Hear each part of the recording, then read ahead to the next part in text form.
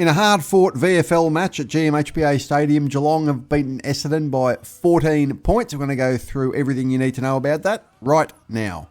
And they'll fight till the end. Bombers fight for victory. They won't. So much like the AFL game the night before, Geelong got away to a good start. They kicked the first 3 goals and they were never headed. They actually led this match by around 3 to 4 goals for the majority of the game. Essendon actually did fight it out pretty well. We came home strongly and we got to within 8 points just near the end. Geelong kicked a steadying goal to make the final margin 14 right with a minute to go. 73 to 59 was the final score. Look, we only had 8 listed AFL players playing in this match. Geelong had 15. This is not surprising. Geelong has no injuries basically on their list. We have 14 players whose season is currently over, so that obviously affects the VFL team to a huge extent, with Geelong double the number of players. They had Kayle Gerreyn coming back, and he ended up not playing the last quarter as he was rested. We had the sort of same situation with Kyle Langford, where he was back in the side this week. So we're going to go through how all the players performed in this game, all the 8 of them. Now, Vigo Vicentini didn't play in this game, it should be noted, so we were obviously a bit short in the ruck. Monteith, the VFL listed player, did the rucking for most of the game, so that was an advantage that we really didn't have. Toby Conway, who has played AFL football, was rucking for Geelong.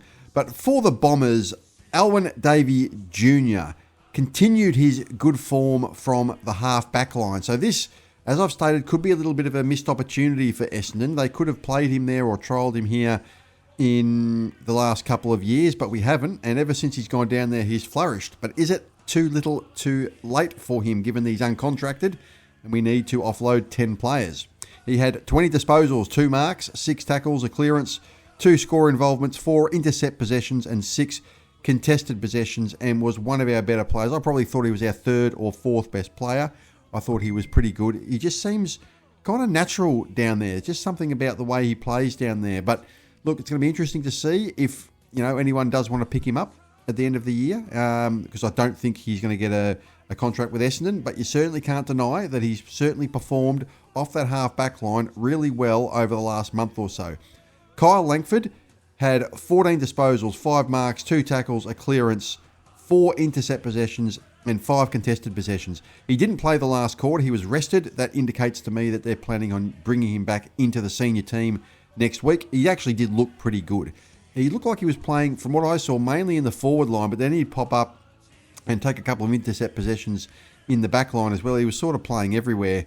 He was even doing a bit of ruck work from some boundary throw-ins at some point. Obviously, Langford's a very versatile player.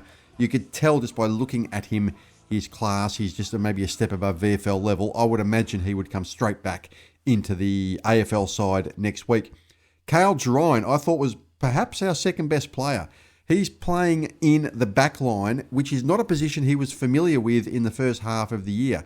Obviously, we're trialling him down there with some key outs that we have in the AFL team, obviously. So if there's a need to bring him in, which I still think is doubtful. I don't think he's quite ready to come into the AFL team yet. Maybe for that last game of the year against the Gold Coast could be a potential goer for, a dead rubber, obviously a total dead rubber for us. A good opportunity maybe to trial something. But look, he had 16 disposals, 7 marks, a score involvement, 7 intercept possessions and 4 contested possessions. The intercept possessions is the key thing here. He seems actually, like Davey, seems pretty natural down there. He seems to be able to read the ball. He's taken some good marks, and he looks like he belongs down there. So this is kind of surprising. When you recruited down there as a forward, then obviously you move to the back line. That can be, sometimes difficult to adapt to. But he's doing it pretty well, and I think he actually tends to look... in my opinion, I don't know what you guys think if you watched the VFL, I think he looks better down there as a backman than he does as a forward. So this is obviously pretty good for the Bombers because it gives us some versatility. At some point next year, if he does come into the team, he may come in as a backman. We'll see. That might be what they're grooming him as. Saad El-Hawli, I thought, was our best player. He had 21 disposals, 9 marks, 3 tackles, 4 clearances, 2 score involvements, 8 intercept possessions. That's the big one, and 8 contested possessions. He did make a disastrous mistake at one point, turning the ball over, but he made up for it with his run and his dare and his dash. I'd like to see him back into the senior side next week on the wing, perhaps in, to come in for El-Hawli, who was obviously subbed out in the AFL game. I think that'd be a good swap, but he did look pretty good. In my opinion, he was our best player. Zach Johnson, 26 disposals, 3 marks, 2 tackles, 2 clearances, 5 intercept possessions, 5 contested possessions. He's one of those players, Zach, that he's able to sort of rack up, particularly at VFL level anyway, big numbers, and you don't quite notice him. He's just kind of natural with the ball. He's got that run and carry, and this is one of the reasons why he was able to get into the AFL team. He struggled a little bit at AFL level, but he just is able to really, really show his skill and dare at VFL level. 26 possessions. I thought he was one of our better players as well. I wouldn't put a AFL selection in the last 3 matches beyond him at this point to get back into the team. Archer Day Wicks was playing with the Angry Pills today. I think his form has been really, really down over the last 3 or 4 weeks. He's barely got the ball and he really hasn't done a lot.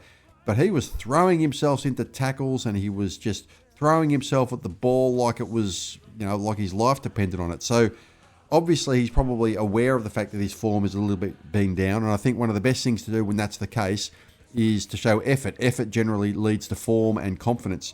And certainly I thought he was pretty good today. Certainly it's his best game in a month. That's what I would say. It's his best game in at least a month. He had 14 disposals, 3 marks, 2 tackles, 3 score involvements, 1 intercept possession, and 4 contested possessions. But it was his effort and tackling that I thought, even though he only had 2 tackles, but it was just his general ability, his general want to chase and do the hard things that I thought was quite noticeable and better than what he's been able to produce over the last month. Reece Unwin, who last week had his best game playing in the midfield for the Bombers, and there was some talk that he could have come into the senior side for the game against Geelong. That was never going to happen. Brad Scott was never going to throw someone to the Wolves like that against the Cats. But he was today he was down a little bit. He had 12 disposals, 2 marks, 2 tackles, 2 clearances, 2 intercept possessions, and 6 contested possessions. I still don't think he's ready. I think that they'll continue to play him in the reserves. And my prediction is I don't think there'll be another debutant this year. If there is, I think it'll be Kayle Gerreyn, if there is one. But I don't think there'll be one. I don't think it'll be Unwin. I think he's not ready. I think he needs another pre-season. And I think he needs a little bit more time in the reserves. That would be my personal view. I don't know if anyone disagrees. Let me know in the comments if you do. Oscar Smart was the last of the 8 AFL listed players, and the only one to kick a goal. He had 2 shots at goal, kicked 1 goal, 1. He had 11 disposals, 4 marks, 4 tackles, 1 clearance, 1 score involvement, 1 intercept possession, and 5 contested possessions. I thought he tried hard all day. You could notice that he was putting a lot of effort in, and he was rewarded on the scoreboard with a late goal. It was a nice kick from about 45 metres out, which he drilled.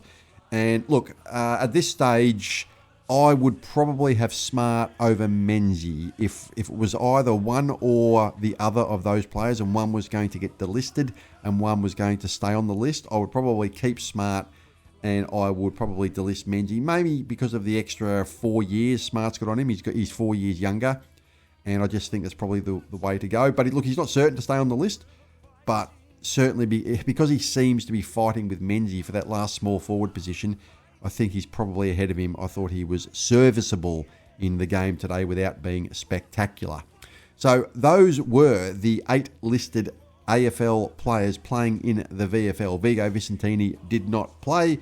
What do you guys think? I thought El-Hawli was the best of the players. I think he'll come back into the senior side. I hope he does next week. I like his run and dare and dash. I think that'd be good for the Friday night under the roof at Marvel Stadium against the Saints. And the Saints are a very hard running team as well.